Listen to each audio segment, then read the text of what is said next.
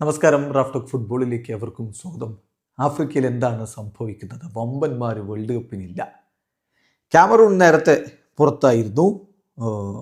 അവരെ തോൽപ്പിച്ചതും DR കോങ്കോയായിരുന്നു. ഇപ്പോഴിതാ Nigeria പുറത്തായിരിക്കുന്നു. Play ഓഫിലേക്കുള്ള വഴിയിൽ അവർ വീണുപോയിരിക്കുന്നു.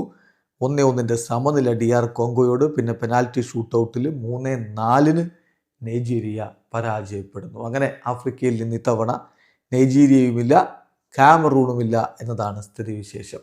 തീർച്ചയായിട്ടും വലിയ ആരാധകരുള്ള രണ്ട് ആഫ്രിക്കൻ ടീമുകളാണ് അടുത്ത വേൾഡ് കപ്പിനില്ല എന്നുറപ്പായിരിക്കുന്നത്. എന്തായാലും ഇനി DR കോങ്കോ പ്ലേ ഓഫൊക്കെ വഴി മുന്നോട്ടേക്ക് വരാനുള്ള സാധ്യത ബാക്കിയുണ്ട്. എന്നാൽ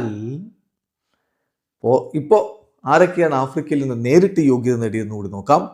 അൾജീരിയ ഉണ്ട്, അതുപോലെ കേപ്പ് വെർദെ, അത് ഒരു ഞെട്ടിച്ച ക്വാളിഫിക്കേഷനായിരുന്നു.